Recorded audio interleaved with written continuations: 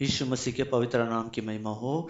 इस दिन भी हमारे आशीष के लिए हम बाइबल से एक भाग को ध्यान करेंगे। लूका अध्याय 15 वचन 11, 12 और 13। यीशु ने कहा, किसी मनुष्य के दो पुत्र थे। छोटे पुत्र ने अपने पिता से कहा, पिताजी, संपत्ति का जो भाग मेरा है वह मुझे दे दीजिए।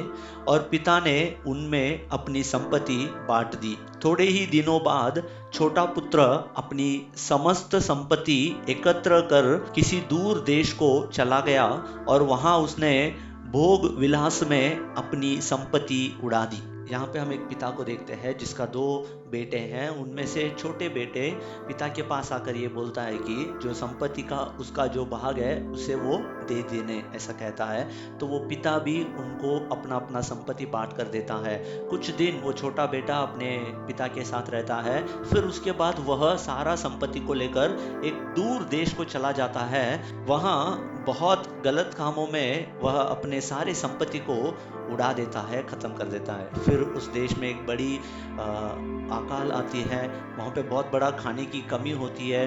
तो ये बेटा एक व्यक्ति के पास जाकर जुड़ जाता है और व्यक्ति उस सुअर संभालने का काम देता है। वो सुअर का जो खाना है उससे अपना पेट भरने का कोशिश करता है, लेकिन उसे भी वो नहीं मिलता है। तब वो बेटा सोचता है, मेरे घर में बहुत सारे नौकर बहुत तृप्त है, तो मैं अभी क्या करूँगा, मैं उठकर अपने पिता के पास जाऊंगा। और वो आकर ये नहीं कहता है, पिता मैं आपका बेटा फिर से आ गया, ऐसा नहीं कहता है, बल्कि वो कहता है, मैं आपका बेटा बोलने का योग्य नहीं हूँ, मुझे अपना एक नौकर के समान रख लीजिए।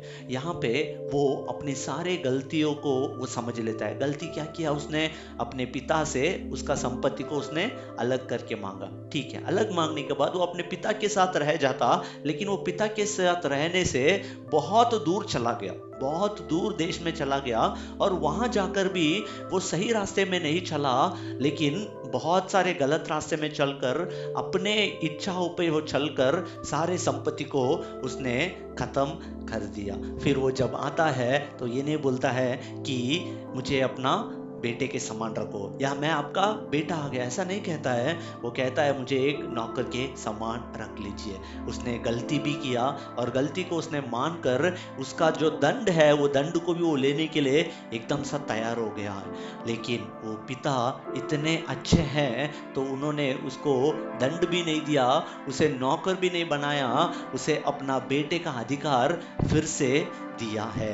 जरा हम सोचेंगे, हमारे जीवन में हम कई बार कितनी सारी गलतियां कर देते हैं, लेकिन जब उस खुदा के सामने जाते हैं तो क्या हम हमारी सारी गलतियों को मानते हैं, या फिर हम कहते हैं मेरा जो हालात था मैंने ये कर दिया, या फिर ये लोगों ने मुझे धोखा दिया, या फिर ये लोगों के कारण मैंने ये किया करके क्या हम दूसरों पर इल्जाम डालते हैं? यदि हम हमारी गलतियों को उस खुदा के सामने मान लेंगे तो वो खुदा हमें बिल्कुल दंड नहीं देगा, बल्कि वो हमें आशीष करके हमें सुंदर देखना वो पसंद करेगा। हमें एक नौकर के समान देखना वो पसंद नहीं करेगा, हमें पुत्र के स्थान पे रखकर हमें सुंदरता में देखने में वो पसंद करेगा।